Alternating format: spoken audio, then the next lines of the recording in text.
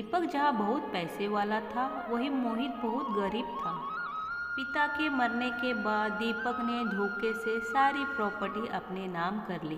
मोहित बेचारा भोला था, उसने कुछ भी नहीं कहा। अपने भाई के बंगले के सामने एक छोटी सी कुटिया बनाकर अपने पत्नी के साथ रहने लगा। दीपक एक बड़ी सी कंपनी में काम करता था, वही दूसरी तरफ मोहित बाजार में फल बेचने का काम करता था, जिससे वे बड़ी मुश्किल से अपने घर का गुजारा करते थे। कभी कभी तो उसके एक भी फल न बिकने के कारण उसके पास खाने तक के पैसे नहीं होते थे। एक दिन मोहित जंगल से होते हुए अपने घर लौट रहा था, तभी उसे एक आवाज़ अचानक सुनाई देती है, कोई मुझे पानी पिला दो, मुझे बहुत प्यास लगी है। काफ़ी दिनों से मैंने पानी नहीं पिया है, मेरा गला सूख रहा है। मैं हूँ बेटा, मुझे बहुत प्यास लगी है, काफ़ी दिनों से प्यासा हूँ और काफ़ी दिनों से यहाँ बारिश भी नहीं हुई है। इस वजह से मेरी जड़ें पानी के बिना सूखी जा रही है। कृपया करके तू मुझे पानी पिला दो, मुझे बहुत प्यास लगी है। पेड़ की बातें सुनकर मोहित नदी से पानी लेकर आता है और पेड़ के पिला देता है। बेटा बहुत बहुत शुक्रिया, तुमने मेरी प्यास बुझाई है। बताओ तुम्हें क्या चाहिए, मैं तुम्हारी इच्छा पूरी करूँगा। आप क्या कर सकते, आप तो एक पेड़ है, आप कैसे मेरी इच्छा पूरी करेंगे। पेड़ मोहित को देखकर उसकी हालत समझ जाता है और उसे एक जादुई अंगूठी देता है।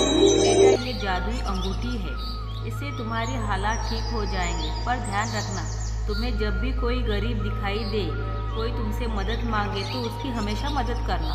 अगर तुम ऐसा नहीं करोगे तो ये जादुई अंगूठी गायब हो जाएगी। ठीक है पेड़ जी, मैं हमेशा सबकी मदद करूँगा जितना मुझसे हो सके। अब मैं घर जाता हूँ, मेरी पत्नी मेरा इंतज़ार कर रही होगी। अंगूठी के लिए आपका बहुत बहुत धन्यवाद। ऐसा कहकर मोहित अपने घर चला जाता है। घर आते ही मोहिनी को आवाज़ देता है, मोहिनी, ओ मोहिनी, अरे कहाँ हो तुम, जल्दी आओ।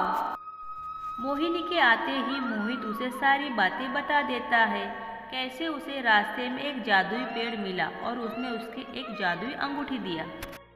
अच्छा तो ऐसी बात है, फिर तो इस अंगूठी से थोड़े पैसे मांग कर देखो, पता तो चले ये अंगूठी काम करती है कि नहीं।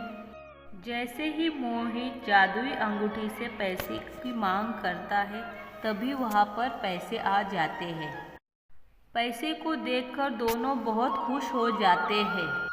उन्हें जब भी किसी चीज़ की ज़रूरत होती तो वह जादुई अंगूठी से मांग लेते। साथ में मोहित गरीबों की मदद भी किया करता था। जादुई अंगूठी की वजह से धीरे धीरे मोहित की हालात सुधरने लगे तथा उन पैसों से मोहित ने बाजार में एक कपड़े की दुकान खोल ली। धीरे धीरे उसकी दुकान बहुत अच्छी चलने लगी और अच्छी आमदनी होने लगी। तुम्हें पता है तुम्हारे भाई ने कपड़े की एक दुकान डाली है और मैंने तो यह तक सुना है कि उसने अभी हाल ही में एक बहुत बड़ा बंगला खरीदा है। ज़रूर तुम्हारे भाई की लॉटरी लगी है। कल तक उसके पास खाने तक पैसे नहीं थे और आज देखो इतना बड़ा बंगला ले लिया और उनकी बाजार में इतनी बड़ी कपड़े की दुकान है। कोई तो चक्कर ज़रूर है, हमें पता लगाना चाहिए आखिर क्या माजरा है। तुम ठीक कहती हो, हम आज ही मोहित के घर जाएंगे और पता लगाएंगे उसके पास इतने सारे पैसे कहाँ से आए।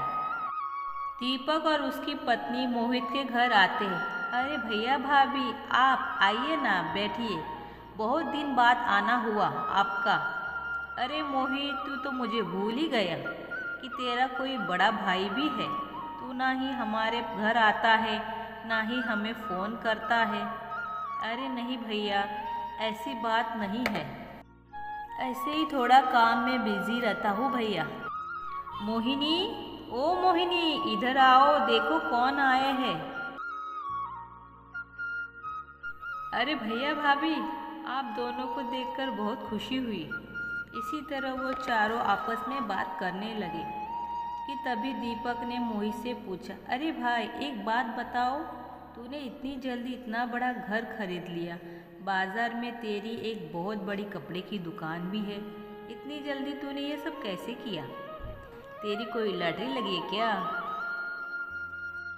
इस पर मोहित ने दीपक को सारी बात बता दी कि कैसे वो एक रास्ते से जा रहा था तो उसे एक जादुई पेड़ दिखा और जादुई पेड़ ने उसे एक जादुई अंगूठी दी, जिससे उसने इतना बड़ा बंगला खरीदा और कपड़े की दुकान भी डाल दी। क्या जादुई अंगूठी? ऐसी भी कोई अंगूठी होती है? क्या मैं वो जादुई अंगूठी देख सकता हूँ? मोहिनी जरा जाना और जादुई अंगूठी लेकर आना। मोहिनी घर के अंदर जाती है और जादुई अंगूठी लाकर मोहित को देती है। ये देखिए भैया, ये है वो जादुई अंगूठी जिससे मेरा भाग्य बदल गया। अंगूठी की चमक देखकर मोहित और उसकी पत्नी के मन में लालच आने लगा। थोड़ी देर बाद दीपक और उसकी पत्नी अपने घर लौट जाते हैं।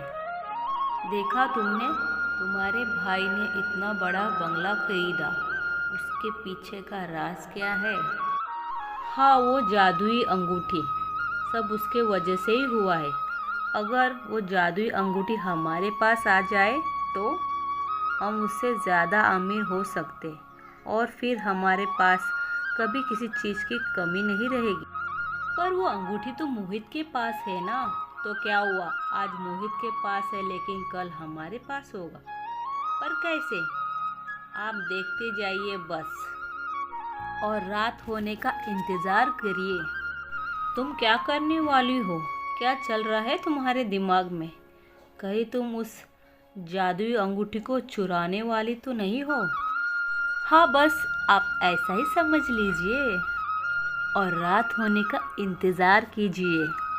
फिर वो दोनों रात होते ही मोहित के घर चले जाते हैं और उसके कमरे से जादुई अंगूठी चुरा लेते हैं और अपने घर वापस लौट आते हैं।